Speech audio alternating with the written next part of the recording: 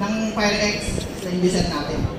Para alam po natin kung paano po ito'y gumagana o ano po yung mga part. Okay? So dito, mayroon po tayo ng component po nito, mayroon po tayo ng handle. Nakikita niyo po itong handle na to.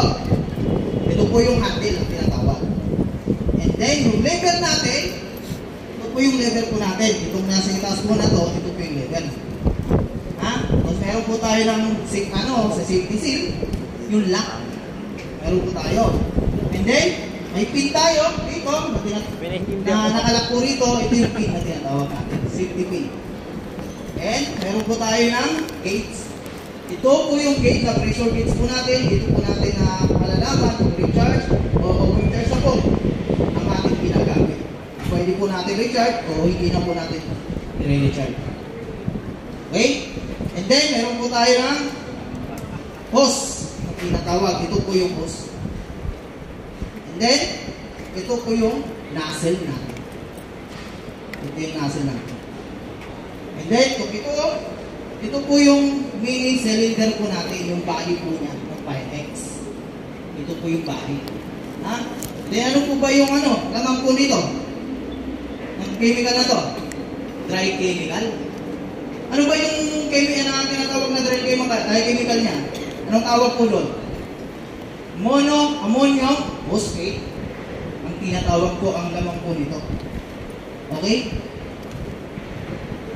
Tapos, ended po dito, ang type ABC na pwede po siya gamitin po doon.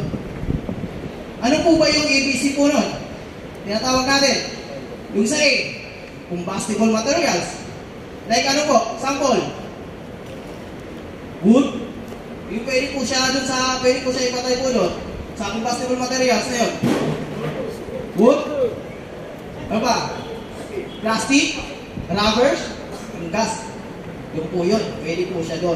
Yung type B naman, yung flammable liquid, saan po siya pwede? Wala. Gasoline, oil, kerosene, at diesel, at LPG. Ang type B. Yung type B po yung type C naman, ay electrical pipe o electrical materials. Yung po yung tinatawag natin, yung ABC. So, naiintindihan po ba yung ABC? So, lahat po yun, hindi po na pwede pong gamitin itong FireX na to. Pwede po siya dun sa ABC na yun. Okay? So, dumako po tayo sa paano ba natin ginagamit o gamitin ang FireX. How to use the FireX. Check. Dito ang mga check. Okay, so meron tayo.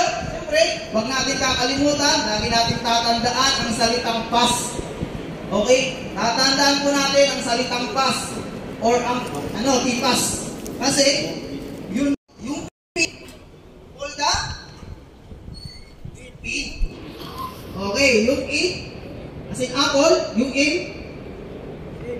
Ano yung tawag yung M? M the nozzle, on base fire. Ito po yun. Ano po natin to? Yan, nakatutok po yan, Naka-base on fire po. Nandiyan po ang fire natin, dapat nakatutok po siya.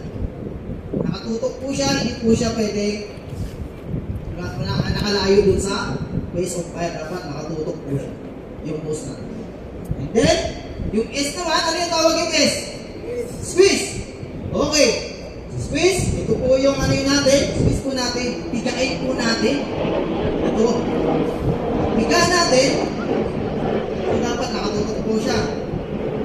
Pigain po natin. Squeeze on level o handle.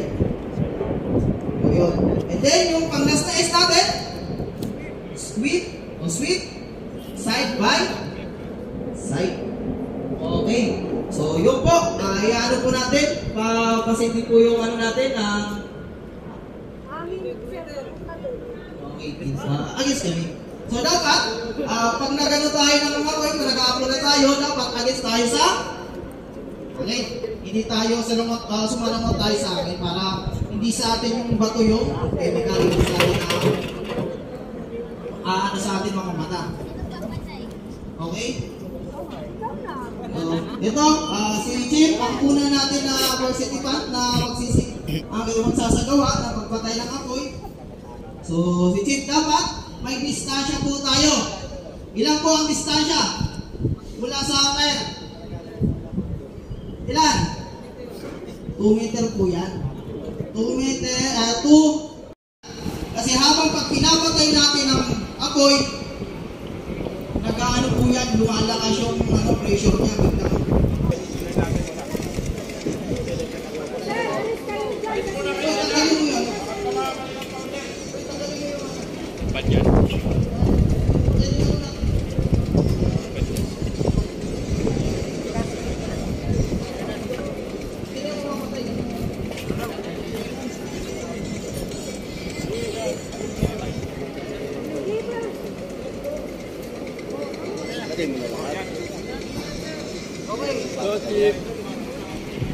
Lolo. Okay, so ito na, lahat, ilan pong magpaparticipate po natin dito sa pagpatay ng apoy, sa case emergency po natin. Dapat kailangan po natin ang bigyan na ng mga sabot. Dapat alam po nila yan. Dapat po nila itong gamitin. Okay? So sana makapag-participate po dito. Kasama. Okay, so simulan mo na, Chief. Side by side.